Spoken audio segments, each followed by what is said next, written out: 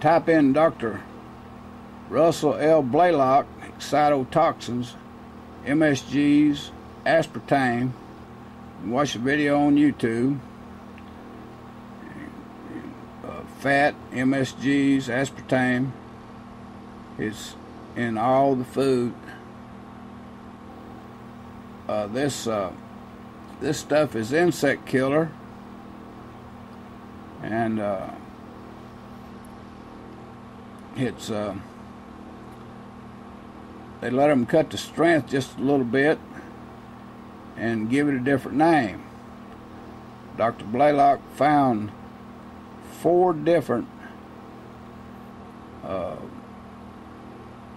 insect killers in 1 can of camel soup. Now it makes food taste good, and so we've got a lot of fat people, not counting that insect killer is also a neurotoxin in the brain. It means people are drugged, have no idea they're drugged. It's causing brain cancer, health effects, just on and on and on.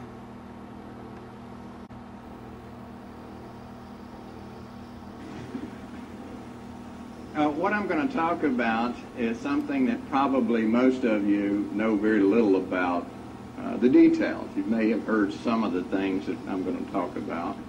How many here know what an excitotoxin is? Okay. So it's nice to see that so many people are coming to hear about something they have no idea what it's even about.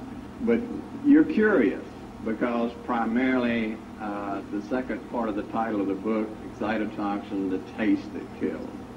And I'm sure you're curious as to what taste can kill you. Well, we're going to find out.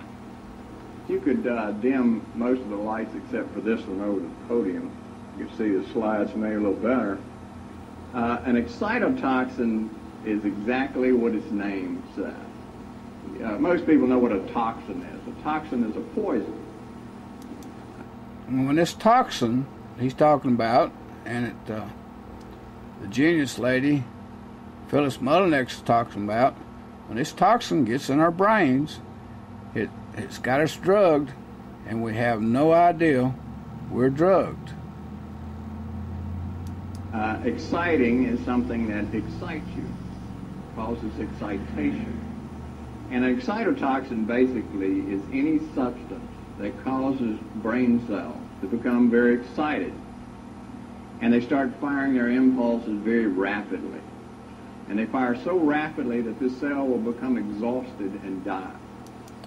So these excitotoxins, this insect killers, is destroying people's brains, destroying their brain cells. Now, the soldiers that did the Malay massacre, in 3 hours they killed 500 and something people,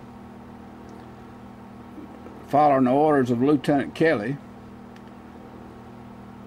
Lieutenant Thompson, a real American hero, flew in there with his helicopter and told him, said, you shoot another one of those Vietnamese, you shoot another one of those children, I will fire on you with these machine guns on my helicopter. He put a stop to it. Now those soldiers, when they were interviewed later, said that it was like a bad dream to them. Now, William Kelly never did stay locked up for 2 days. My office was set up there as S4 Sergeant Law Enforcement Commander at Fort Benning, just across from where they kept him locked up for 2 days. Then he was on house arrest. MP sat out in front of his apartment. He was made rich by some prince gave him a house in Atlanta, and then the veterans got deceived, and they made up $1 million for him too. It was a military psych ops operation.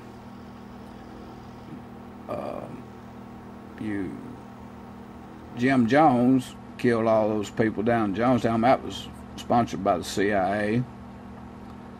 This military psychops has also used different waves.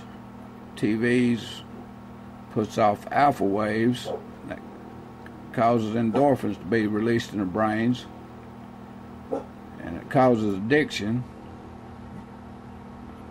And people get hooked on TV, and the TV's program you to be negative, losers, program you to think about sex 100 times more than you should.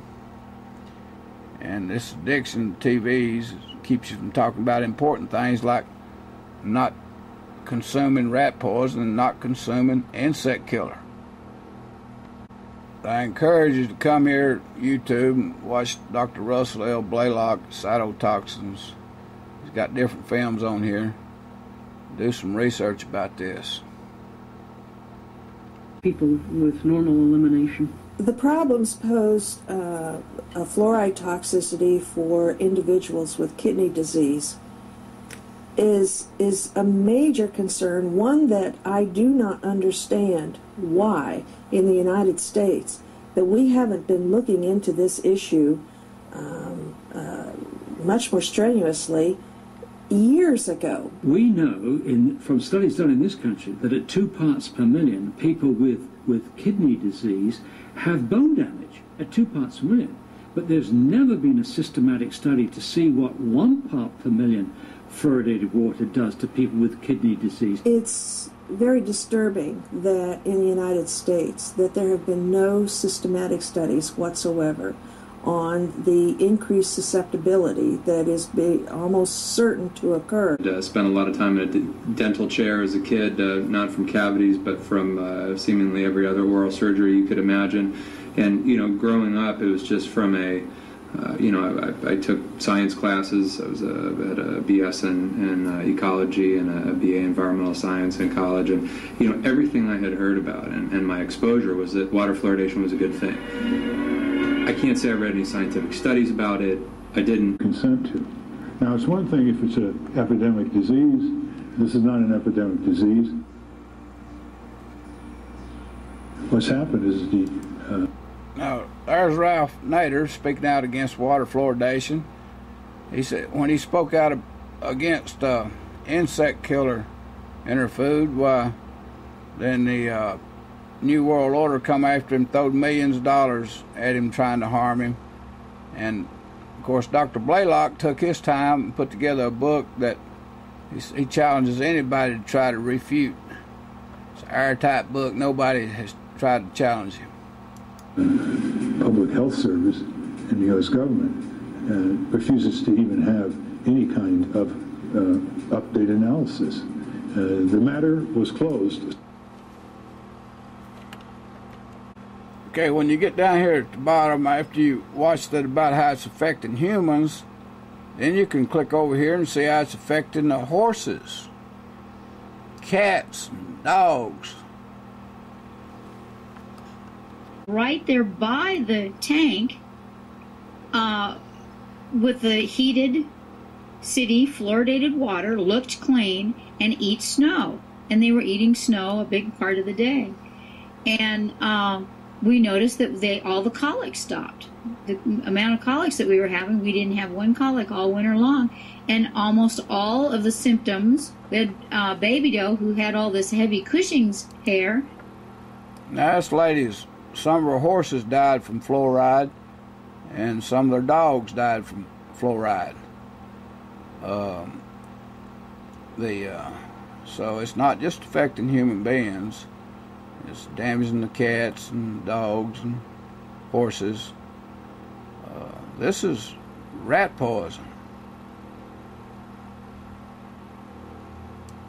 She shed all winter. Again, the stuff that's killing these insects, killing these spiders,